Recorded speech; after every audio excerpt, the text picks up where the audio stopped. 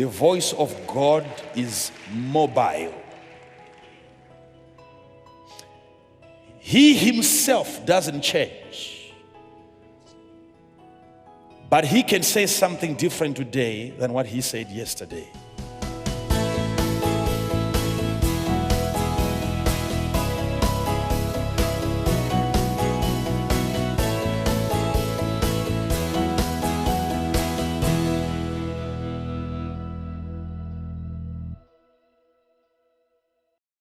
Tonight I would want to share some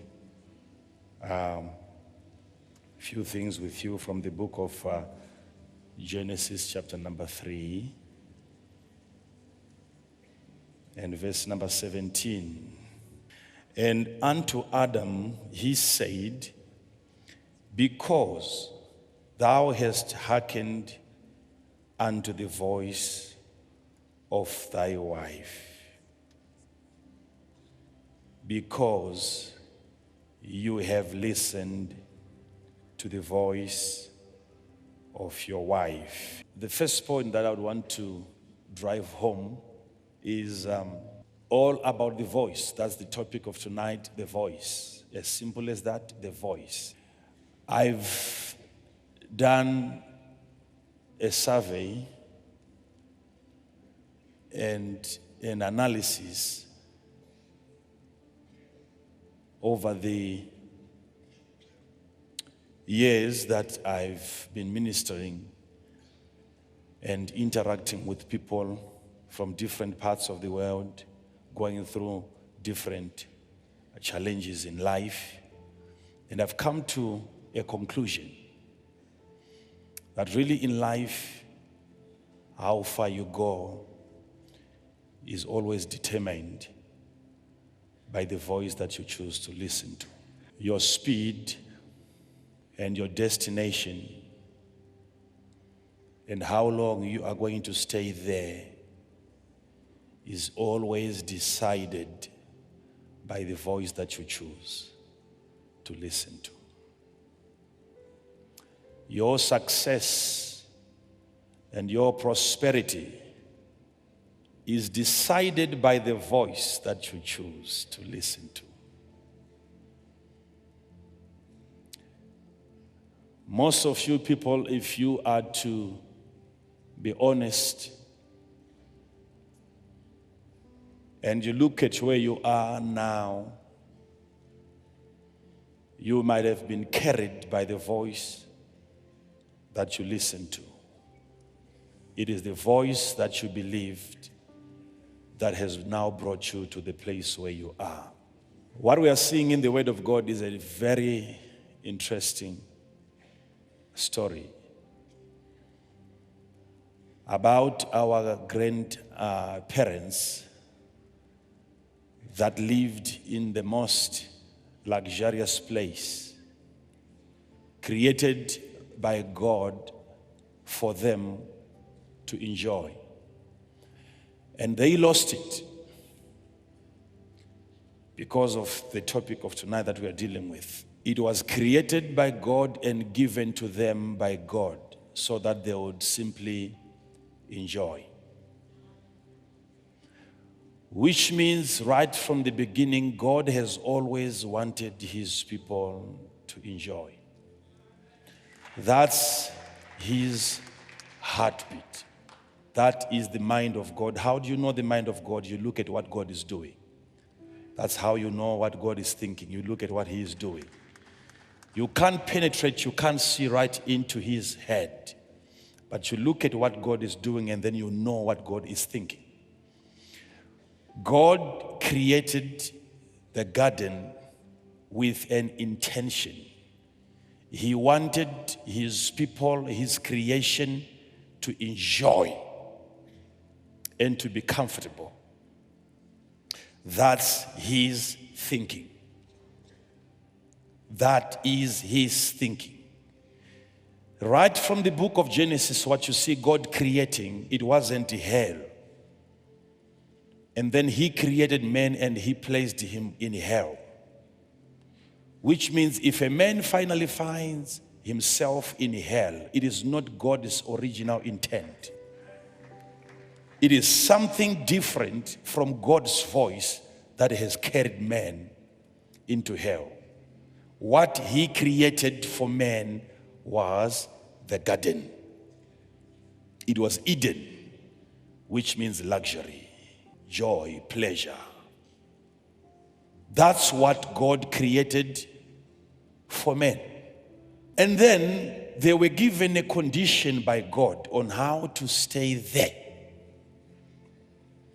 There was an instruction which had to be followed as long as they wanted to remain in that comfortable place. They were supposed to listen to the voice of God. And God gave them a condition. They said, if you want to stay here and enjoy what I've created for you, eat this and don't eat this. As simple as that. This is what you eat and this is what you don't eat. You eat this, you don't eat this. You eat this, you don't eat this. And what God is doing there is saying, He's speaking, He's talking to them, He's giving them instructions on how to maintain the blessing. There are instructions on how to maintain anything that God has given to you. You eat this, you don't eat this. And then one day,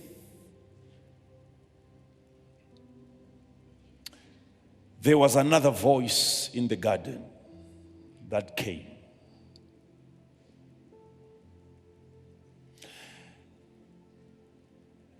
And the serpent was more subtle than any beast of the field.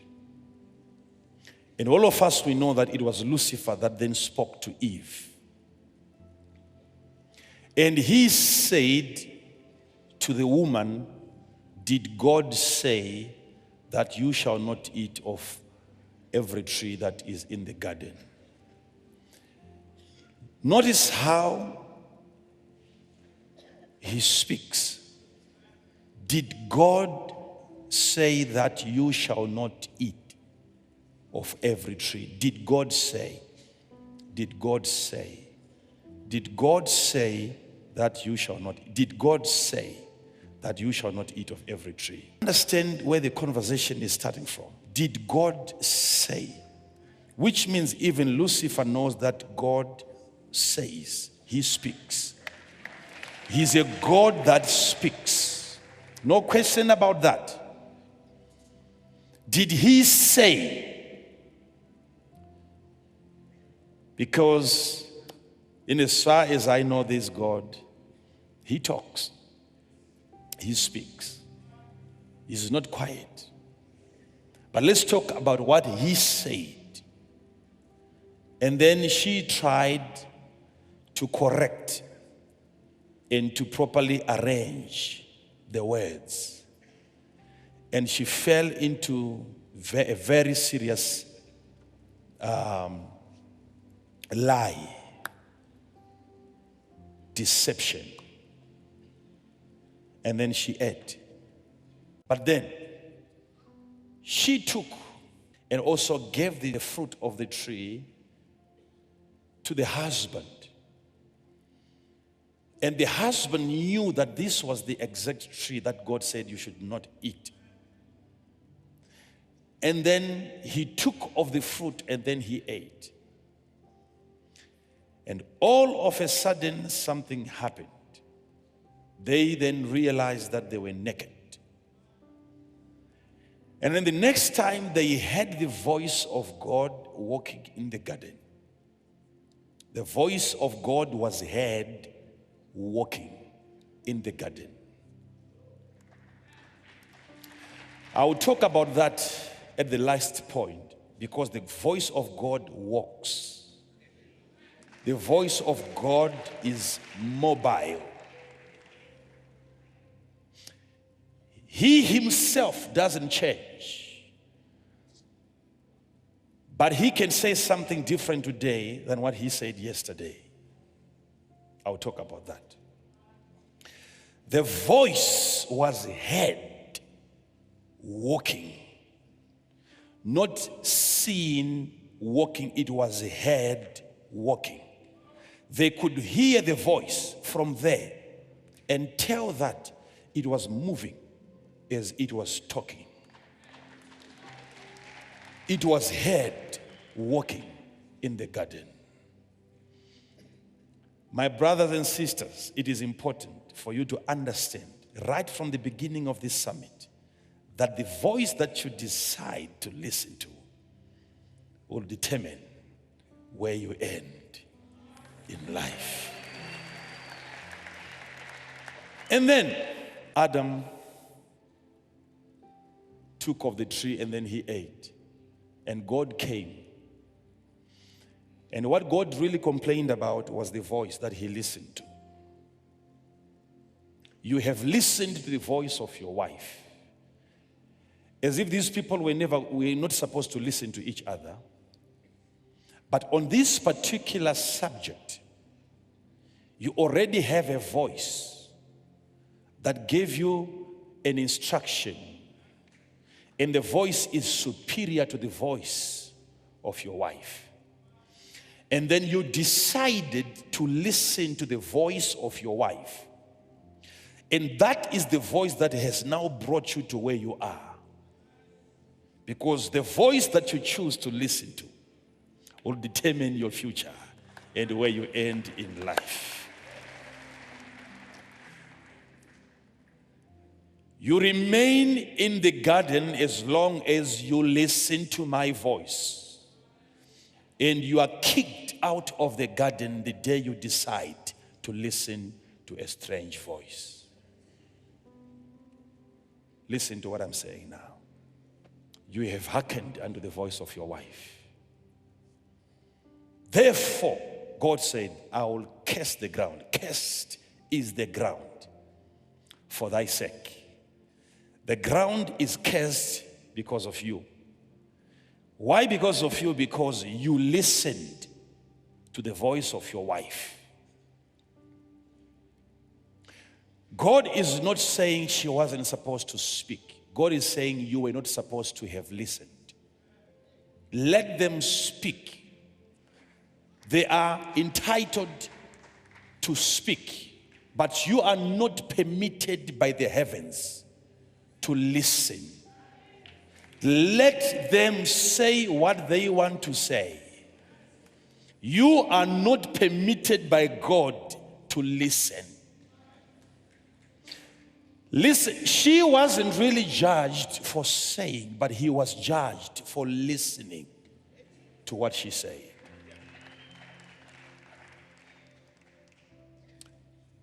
Allow them to talk about you. Let them despise you. Let them undermine you. They are allowed to say so, but you are not allowed to listen to what they are saying. Because the day you listen to what they are saying, it means your future is decided by their voice. Who have you chosen to listen to? That person is going to decide where you end in life. There are only two sources that I know where voices come from. The voice of God and the voice of the devil. Yes, we might talk about human voice, but I believe there are only two sources. The voice of God and the voice of the enemy, the voice of the devil. God speaks, the devil speaks. But these are not the only people that speak. Things also speak.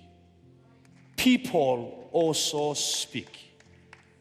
But people, when they speak on behalf of either God or the devil. Any voice that you hear is coming from only two sources. It's either God through that person is talking to you, or the devil through that person is talking to you. Only two sources. Who and who? God and who? But I'm saying it's not always God that is talking. It's not only the devil that is talking. People talk. But they have a source. Situations, they talk. They speak. What you go through in life, it's a statement.